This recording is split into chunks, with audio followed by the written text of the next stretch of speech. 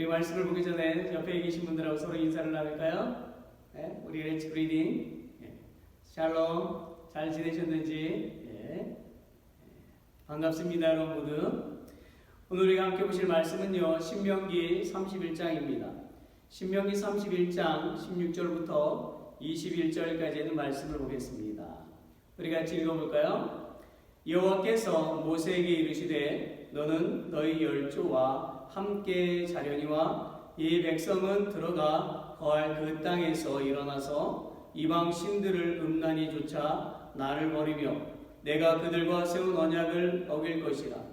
그때 내가 그들에게 진노하여 그들을 버리며 내 얼굴을 숨겨 그들에게 보이지 않게 할 것인즉 그들의 삼킴을 당하여 허다한 재앙과 환난이 그들에게 임할 그때에 그들이 말하기를 이 재앙이 우리에게 임함은 우리 하나님이 우리 중에 계시지 않은 까닭이 아니뇨 할 것이라. 그들이 돌이켜 다른 신을 좇는 모든 악행을 인하여 내가 그때에 반드시 내 얼굴을 숨기리라.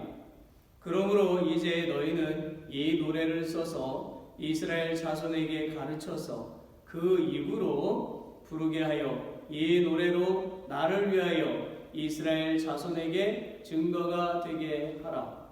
내가 그들의 열조에게 맹세한 바 젖과 꿀이 흐르는 땅으로 그들을 인도하여 드린 후에 그들이 먹어 배부르고 살찌면 돌이켜 다른 신들을 섬기며 나를 멸시하여 내 언약을 어기리니 그들이 재앙과 환난을 당할 때에 그들의 자손이 부르기를 잊지 아니한 이 노래가 그들 앞에 증인처럼 되리라. 나는 내가 맹세한 땅으로 그들을 인도하여 드리기 전 오늘날에 나는 그들이 상상하는 바를 아노라.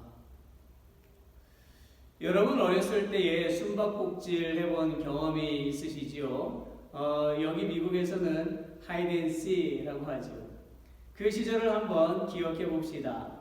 아이들, 특히 형제들이 섞여서 함께 숨바꼭질을 할 때에 어린 동생이 술래가 되어 한 사람 한 사람 찾기 시작을 하지요. 그러다가 꼭 한 명을 찾지 못합니다. 그런데 그 사람이 형이에요. 아무리 찾아도 없어요. 저는 어린 시절 충청도에서 살았는데요. 거기에는 숨바꼭질에서 숨은 사람을 찾지 못하면 이렇게 말했어요. 못 찾겠다, 깨꼬리! 깨꼬리! 깨꼬리! 이렇게 부른 이유는 아마도 그 당시 한국에서 유행하던 노래 중에 가수 조용필이 부른 노래 가사 중에 못 찾겠다 깨꼬리 깨꼬리 깨꼬리 나느냐 언제나 술래 뭐 이런 가요가 있었어요. 아무튼 어린 동생은 형을 못 찾겠다고 부르지만 형은 나오지 않는 거예요. 그러면 어린 동생은 그만 울죠. 형은 동생이 우는 것을 기다렸다가 짠 여기 있지롱 하고 나타나죠. 그러면 동생은 울음을 뚝 멈춥니다. 동생은 왜 울었을까요? 형이 없으니까 불안해서죠. 그리고 형을 본 순간 울음을 멈추게 된 것입니다. 이제 3달 후면 코비드-19이 발생한 지 1년이나 됩니다. 전 세계에서 수많은 감염자들과 희생자들이 나오고 있지요. 사실 이 전염병은 매우 심각한 것이고 수많은 사람들에게 슬픔을 주고 있어요. 또한 수많은 그리스도인들이 하나님께 코비드-19을 물리쳐달라고 백신을 만들 수 있게 해달라고 1년 가까이 기도하고 있어요. 그러나 하나님은 아무런 응답을 하시지 않고 계십니다. 아직도 안정적인 백신은 찾지를 못하고 있어요. 지금 하나님은 어디에도 계시지 않는 것처럼 느껴집니다. 사실 불안한 것이지요. 전문가들은 내년 가을이나 되어서야 그래도 안정적인 백신이 나올 것이라고 예상을 합니다. 마치 숨바꼭질처럼 하나님은 어떤 곳에 숨으신 것 같아요. 아니 숨바꼭질은 잠시 후에라도 숨어있는 사람이 나오기라도 하지요. 지금 하나님은 언제 우리에게 그 얼굴을 보여주실지 모르겠습니다. 오늘 말씀에 보니까 모세와 여호수아가 하나님 앞에 선 것을 볼 수가 있어요. 하나님은 모세와 여호수아를 회막 앞으로 부르셨지요. 회막은요, 다른 말로 증거막, 범막, 그리고 여호와의 전으로 불리워집니다. 그 중에서 여기서는 하나님이 회막으로 모이라고 하시는데 그 이유가 있어요. 그것은 이스라엘이 중요한 문제를 공포하거나 처리할 때에는 성막 앞에 모이곤 했다라는 것입니다. 하나님은 지금 이스라엘 민족에게 있어서 가장 중요한 일을 처리하시려고 하는 거예요. 그것은 하나님이 이스라엘 민족의 일대 지도자였던 모세의 후계자로 여호수아를 이스라엘의 새 지도자로 임명하시기 위함이었습니다. 모세와 여호수아가 회막 앞에 서니까 하나님이 그 회막에 나타나셨어요. 여러분, 얼마나 감동적입니까? 사실 이 위임식 당시 모세의 나이는 120세였고 이제 죽음을 앞에 두고 있었어요.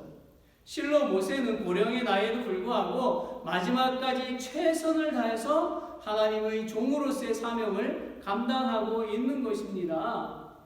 오늘날 고령의 나이에도 최선을 다해서 끝까지 하나님께 충성하는 사람이 몇 명이나 있을까요? 아니, 세상 직업을 놓고 보아도 나이 들면 다들 대충 하지 않나요? 그러나 모세는 마지막까지 최선을 다했어요. 정말 이 위임식은요, 감동적이고 기쁘고 축하할 일이었던 것입니다. 그런데 여러분, 하나님은 이 감동적인 자리에서 모세에게 당신의 백성 이스라엘이 당신을 배교할 것을 예언을 하셨어요. 그리고 하나님은 배교한 이스라엘에게 당신의 얼굴을 숨기시겠다라고 말씀하셨습니다. 한마디로 그들이 고난을 당하고 환난을 당해도 도와주시지 않으시겠다라는 말씀이에요. 이게 말이 됩니까? 모세는 40년 동안 수많은 고생을 하면서 이스라엘 백성들을 가나안이 보이는 요단 강가까지 인도했어요. 모세는 광야 40년 동안 이스라엘의 원망을 수없이 들으면서도 오직 하나님만이 구원자임을 선포하고 하나님의 말씀을 가르치고 전하는 일에 최선을 다했습니다. 그래서 모세는 이제는 이스라엘 민족이 가나안에 들어가도 하나님을 잘 섬길 것이라고 생각했을 것입니다. 그러나 모세는 하나님으로부터 아니야, 그들은 나를 배교할 것이다 라는 말씀을 들었을 때에 정말 마음이 아팠을 것입니다. 심지어 모세는 하나님이 내 얼굴을 숨기리라 하고 말씀하셨을 때에 마음이 찢어질 것 같았을 거예요. 그리고 옆에서 이 소리를 듣던 여호수아는 어떠했을까요? 그는 아마도 모세의 후계자로서 엄청난 부담감을 가지게 되었을 것입니다. 큰 근심에 쌓였을 것이에요. 여러분, 하나님이 사람들에게 자신의 얼굴을 숨기시는 때는 언제라고 생각을 하십니까? 한마디로 말한다면 그리스도인의 관영한 죄악 때문입니다. 이사야 59장 1절에서 14절까지의 말씀을 들어보세요. 이 말씀은 하나님께서 당신의 백성 이스라엘의 관영한 죄악을 나타내는 것입니다. 여호와의 손이 짧아 구원치 못하심도 아니요 귀가 둔하여 듣지 못하심도 아니라 오직 너희 죄악이 너희와 너희 하나님 사이를 메웠고 너희 죄가 그 얼굴을 가리워서 너희를 듣지 않으시게 함이니 이는 너희 손이 피해 너희 손가락이 죄악에 더러워졌으며 너희 입술은 거짓을 말하며 너희 혀는 악독을 바람이라.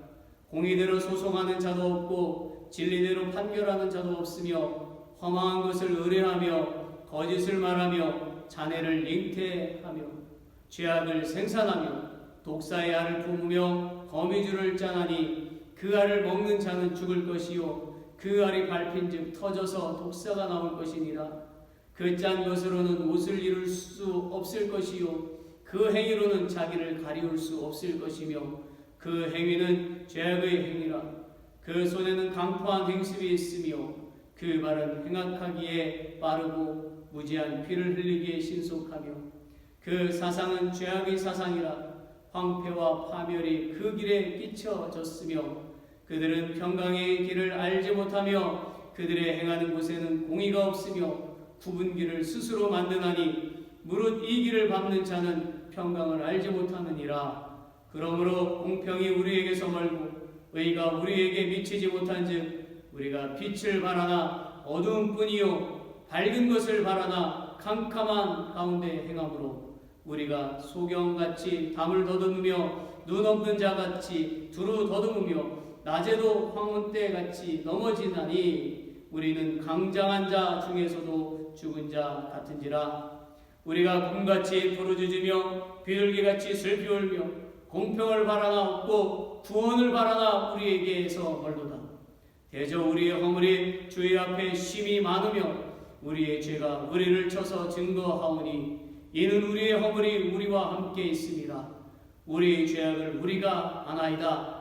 우리가 여호와를 배반하고 인정치 아니하며 우리 하나님을 쫓는 데서 돌이켜 도학과 패역을 말하며 거짓말을 마음에 잉태하여 바라니 공평이 뒤로 물리침이 되고 의가 멀리 섰으며 성실이 거리에 엎드려지고 정직이 들어가지 못하는도다. 여러분 말씀을 잘 들으셨나요? 슬프게도 오늘날 그리스도인이 이렇게 살고 있지 않나요? 바리새인처럼 위선과 거짓으로 포장하고요, 속은 더러운 것으로 가득 차 있지 않나요? 그러니 그리스도인이 곰같이 부르짖고 비둘기같이 울며 공평을 바라고 구원을 바라도 멀게만 느껴지는 것입니다. 정말 마음이 아픈 거예요. 하나님이 당신의 얼굴을 숨기시는 이유는 세 가지로 정리할 수 있습니다. 첫째는 그리스도인이 우상을 숭배할 때입니다. 16절과 18절을 보세요. 여호와께서 모세에게 이르시되 너는 너희 열조와 함께 자려니와 이 백성은 들어가 거할 그 땅에서 일어나서 이방 신들을 음란히 쫓아 나를 버리며 내가 그들과 세운 언약을 어길 것이라. 그들이 돌이켜 다른 신을 좇는 모든 악행을 인하여 내가 그때에 반드시 내 얼굴을 숨기리라. 이스라엘 민족이 가나안 땅에 들어간 때는요, BC 1405년경이고 남왕국 유다가 바벨론에게 멸망한 때는 BC 586년입니다. 즉 이스라엘 민족은 가나안 땅에 800년 동안 살았다라는 거죠. 하나님은 이스라엘 백성들에게 가나안 땅에 들어가기 전에 모세를 통해서 가나안 땅의 모든 족속들을 죽이라고 명령하셨어요. 그 이유는 그렇게 해야만 가나안에 있던 우상을 숭배하지 않게 되기 때문이지요. 우상 숭배는요, 하나님이 구원자임을 버리고 우상이 구원자임을 믿는 것입니다. 어찌 죽은 우상을 살아계신 하나님과 비교할 수 있을까요? 말도 안 되는 것이죠. 그러나 이스라엘 백성들은요, 가나안에 살면서 그 가나안 땅에 있는 민족을 다 멸하지 못했습니다. 그리고 그들은 가나안의 자녀들과 결혼하였고 그들이 섬기는 우상을 숭배하였습니다. 그것도 800년 동안 말입니다. 한마디로 이스라엘은 우상에 완전히 빠져 있었던 거예요. 여러분, 하나님은 우상 숭배를 가장 싫어하시지요. 그래서 하나님은 우상 숭배하지 말라고 10계명의 제1과 2계명에서 말씀을 하십니다. 제1계명이 무엇입니까? 나 외에 다른 신을 섬기지 말라. 제2계명이 뭡니까? 나를 어떤 우상을 만들지도 말고 또 어떤 것도 만들어 섬기지 말라고 분명히 말씀하고 계시지요. 문봉주 장로님이 이런 글을 썼어요. 우상은 어리석은 이미지입니다. 피조물인 사람들이 만들어낸 것이지요. 우상은 사람의 욕구, 욕망을 투사해 놓은 것입니다. 욕망을 표현해 놓았기 때문에 사람들은 쉽게 받아들입니다. 텔레비전 드라마의 내용은 전부 살인, 불륜, 간음, 폭력입니다. 이것은 사람들이 하고 싶은 욕망입니다. 많이 사람들이 텔레비전 드라마를 통해 이러한 욕망을 즐기고 있습니다. 드라마를 통해서 상식, 돈, 섹스, 욕망, 야심, 질투, 배신, 살인 등 공중권세 잡은 자가 공급하는 세상의 온갖 더러운 것이 우리의 의식 속에 파고들어옵니다.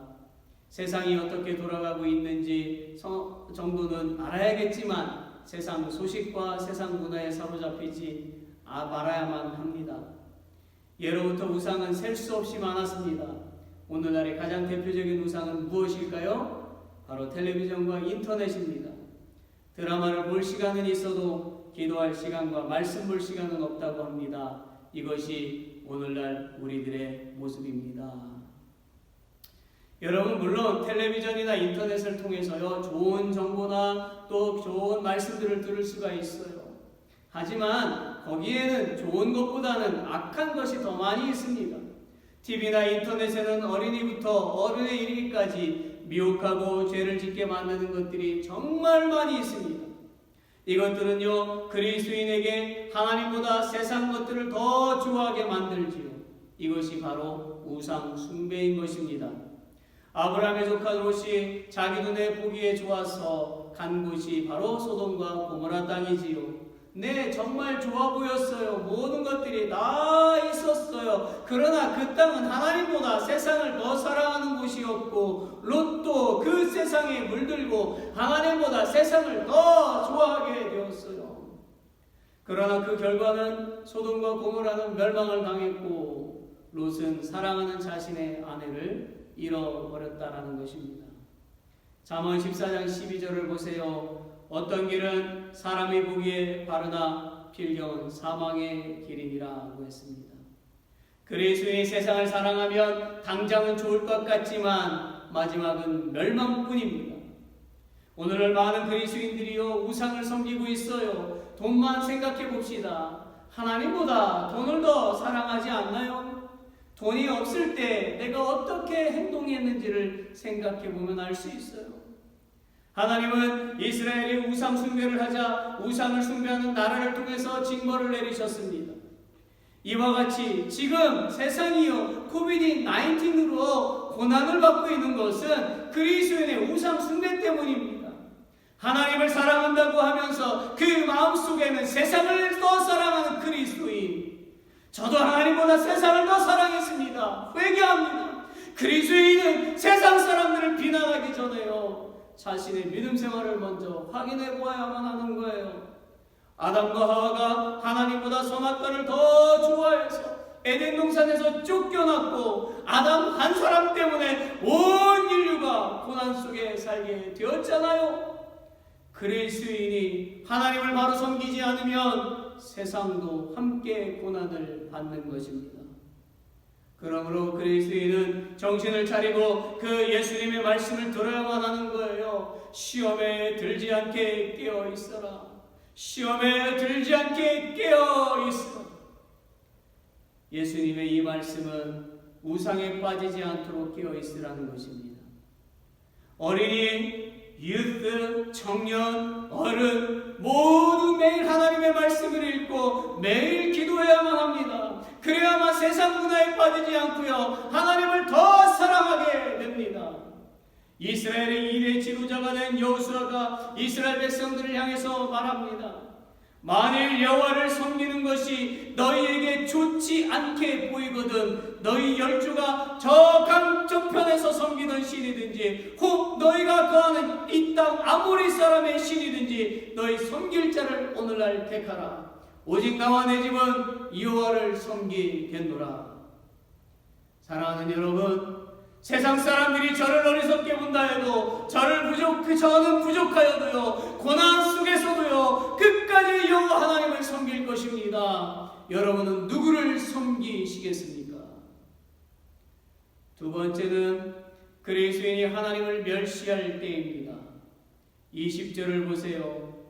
내가 그들의 열조에게 맹세한 바 젖과 꿀이 흐르는 땅으로 그들을 인도하여 드린 후에 그들이 먹어 배부르고 살찌면 돌이켜 다른 신들을 섬기며 나를 멸시하여 내 언약을 어기리니. 하나님은요, 이스라엘의 광야 40년과 가나안 땅에서의 삶뿐만 아니라 처음부터 당신의 손길로 먹이시고 은혜를 베풀어 주셨습니다. 그러나 이스라엘 백성들은요, 악한 마음을 품었고요, 하나님의 말씀을 욕된 것으로 여기고 말씀에 불순종했어요. 그리하여 그들은 하나님을 멸시하였고 목을 곧게 하였고 스스로 높아지려고 했지요. 결국 그들은 하나님이 예고하셨던 대로 저주와 재앙을 당하고 말았습니다. 이것은 성경과 이스라엘의 역사 속에 기록되어져 있습니다. 그렇다면 하나님을 멸시하는 것은 무엇을 말할까요? 첫째는 하나님의 언약을 배반하는 것을 말합니다. 둘째는 교만한 것을 말합니다. 셋째는 하나님의 말씀에 불순종하는 것입니다. 넷째는 하나님이 베풀어 주신 은혜를 잊어버리는 것입니다. 여러분, 하나님을 경외하지 않고 멸시하는 사람이나 나라에 대해서 하나님은 반드시 그 대가를 지불하십니다. 2001년 9월 11일 뉴욕의 세계무역센터 쌍둥이 빌딩과 워싱턴의 그 국방부 건물인 펜타곤에 벌어진 항공기 자살 테러 사건이 있었지요. 이 사건으로 3,000명이 넘는 사람들이 죽었습니다. 그리고 미국 경제와 세계 경제는 어려움에 처하게 되었었습니다. 왜 그 엄청난 고난이 왔을까요? 일단 미국은 하나님이 당신의 백성들을 통해서 세우신 나라입니다. 하나님은 그리스도인들을 통해서 미국을 세계에서 가장 부유하고 가장 강한 나라로 만들어 주셨습니다. 그 부의 상징이 바로 WTC 세계무역센터였어요. 이곳이 악의 세력에 의해서 한순간에 파괴되었습니다. 하나님은 당신이 친히 먹이시고 은혜를 베푸신 미국이 하나님보다 돈을 더 사랑하자 당신을 경외하게 하시기 위해서 WTC를 파괴하신 것입니다. 그래서 미국 전체가 대하나님 앞에 기도했던 것 아닙니까? 그래야 하나님은 또다시 미국의 은혜를 베풀어 주셨어요. 그 증거가 WTC는 무너졌어도 미국은 여전히 세계 제일의 강대국이라는 것입니다. 지금 전 세계는 다시 코비드-19으로 경제적인 고통을 겪고 있어요.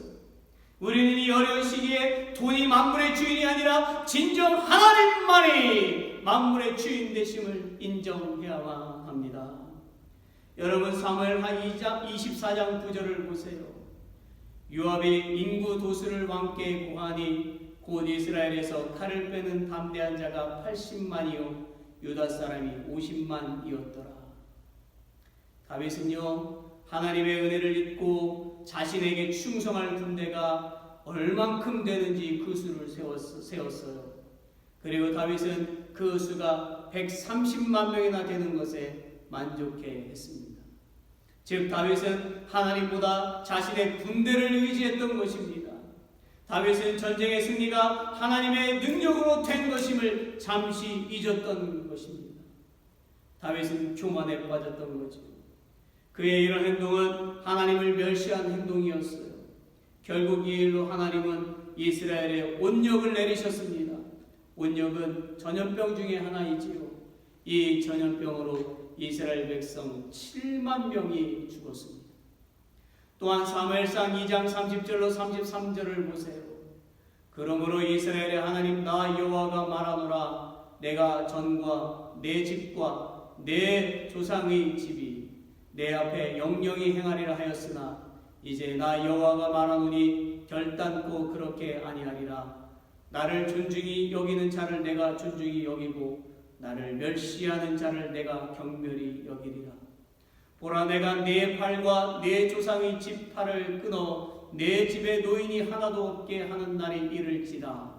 이스라엘에게 모든 복을 베푸는 중에 너는 내 처소의 환난을 볼 것이요 내 집에 영영토록 노인이 없을 것이며 내 단에서 내가 끊어버리지 아니할 너희 사람이 내 눈을 쇠잔케 하고 내 마음을 슬프게 할 것이요 내 집에 생산하는 모든 자가 젊어서 죽으리라. 이 말씀은요, 하나님이 이스라엘의 대제사장 엘리 가문에 내리신 징벌입니다. 대제사장 엘리에게는 홈니와 비나스라는 두 아들이 있었어요. 이들은 모두 제사장들이었습니다.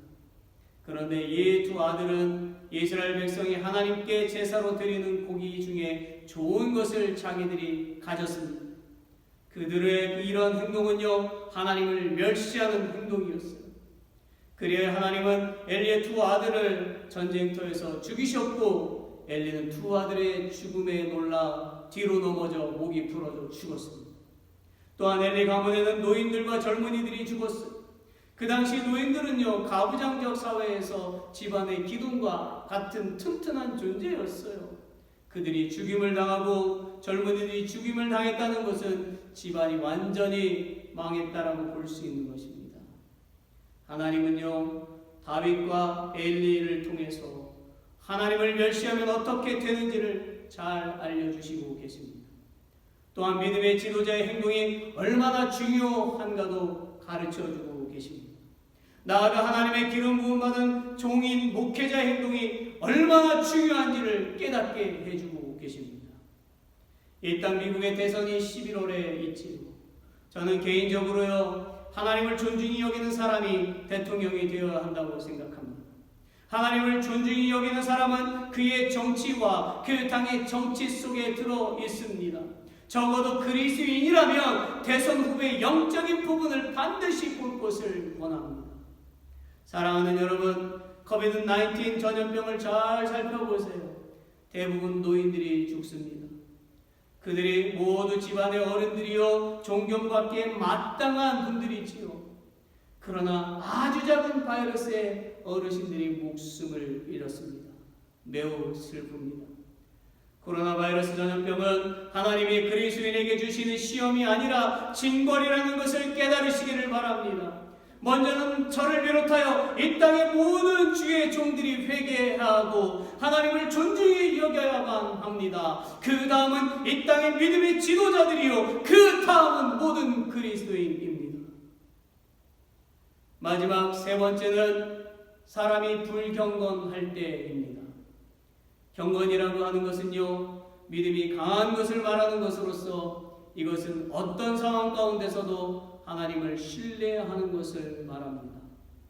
사람이 하나님을 신뢰하면 부정을 저지르지 않게 됩니다. 즉 정결한 삶을 살게 됩니다.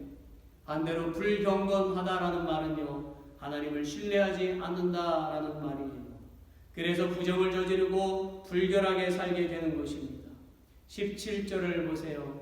그때에 내가 그들에게 진노하여 그들을 버리며 내 얼굴을 숨겨 그들에게 보이지 않게 할 것인즉 그들이 삼킴을 당하여 허다한 재앙과 환란이 그들에게 임할 그때에 그들이 말하기를 이 재앙이 우리에게 임함은 우리 하나님이 우리 중에 계시지 않는 까닭이 아니뇨 할 것이라고 했지요. 하나님은요, 당신의 언약을 어기고 우상 숭배를 한 이스라엘 백성들에게 진노하셨습니다. 그 이유는 죄를 깨닫게 하시기 위해서였어요. 그런데 이스라엘 백성들은 자신들의 죄를 뉘우치기 것이 아니라 오히려 하나님께 불평하고요, 원망을 했지요. 그들은 신실하신 하나님을 신뢰하지 않았습니다. 이와 같이 전적으로 타락하고 부패해진 인간은요, 자신들이 재앙을 당하게 될 때에 그 원인을 다른 곳에서 찾으려고 한다는 것이에요. 즉 스스로 복받기를 거절하고 저주를 택하고 은혜를 저버리고 재앙을 자초했음에도 불구하고 이제 자신들이 당하게 된 환난과 고통은 하나님께서 도와주시지 않았기 때문에 생긴 것이라고 원망하는 것입니다. 여러분, 노아의 홍수도 이와 같은 것입니다. 그 당시 노아의 가족들은 경건했어요.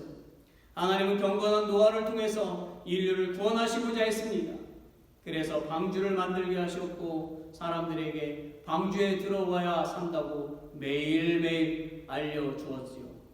그러나 사람들은 노아의 말을 비웃었어요. 그저 방주로 들어가기만 하면 살 수 있는데도 그들은 불경건하여 자기들 생각대로 살았습니다. 결국 홍수가 일어났고 하나님을 원망해도 소용이 없게 되었지요. 소돔과 고모라 역시 불경건한 도시였습니다.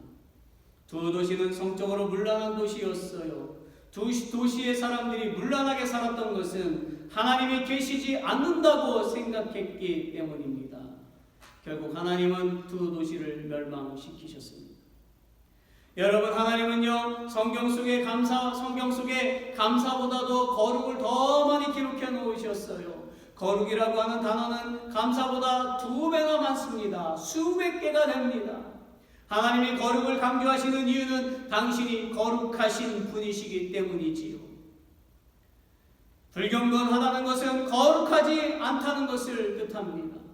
동성연애는 불경건한 것입니다. 혼전 성관계도 불경건한 것입니다. 남녀가 결혼도 하지 않고 동거하는 것도 불경건한 것입니다. 지금 한국은 남녀가 동거하다가 헤어지는 것이 얼마나 흔한지 몰라요. 죄라고 생각하지 않아요. 도대체 한 사람이 얼마나 많은 사람과 통고하는 것입니까? 이런 일들은 심지어 그리스도인에게도 흔하게 일어나고 있는 것들입니다. 미국도 마찬가지입니다.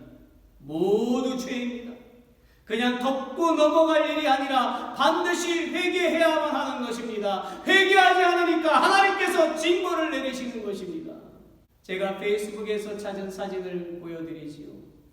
This is not a God-forsaken world. It is a world that has forsaken God. 이스라엘 백성들이 하나님을 원망한 것과 노아 홍수의 심판은요, 누구의 잘못인가요? 또한 코비드-19는 누구의 잘못인가요? 하나님은요, 인간의 불경건한 잘못을 깨닫게 하시기 위해서 코비드-19을 사용하고 계신 것입니다. 하나님은 인간의 부정한 입을 마스크로 닫으시고 부정한 손을 깨끗하게 씻게 하시고 온몸과 옷까지 깨끗하게 하시고 계십니다. 그것도 하루에 한 번이 아니라 할 수 있다면만이요.